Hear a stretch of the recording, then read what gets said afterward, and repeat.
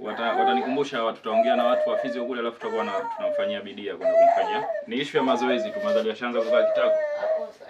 Ni mishipa tu na misuli ya fahamu ndio shida ya huyu mtoto. Ndio maana anachelewa kukaa kitako, anachelewa kuna nini, kichwa kinaenda hivi. Washaenda mbio. Sasa ikitokezea madaktari wale wamekuja kutoka nje ya nchi, madhali tuna taarifa zenu, tutakuwa tunatafuta, tunashirikiana. Mtoto apige mbio. Kama ashaanza kukaa kitako, anakuwa mtoto anapona. Anazunguka. Alianza kukaa na umri gani? Au juzi? Mwaka mmoja.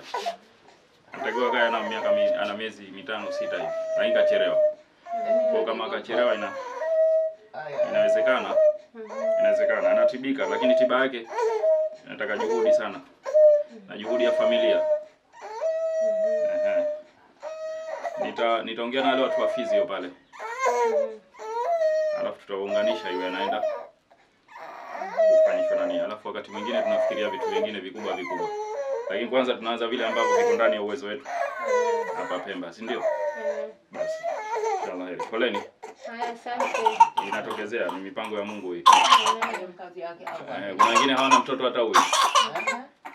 Na wapo duniani wanaishi, maisha yanaendelea.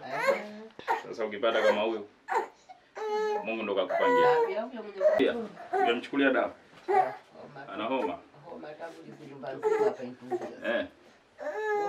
Ana miaka mingapi? Tumaliza Ramadhani na wazungu, hebu njoo naye. Kitongoji.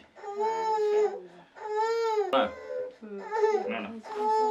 Kitovu. Hii ni ngiri ya kitovu. Narejeshwa ni tundu hili. Unaona? Anazibwa operation mdogo tu. Hii mamake tunaweza kuifanya hata Pemba.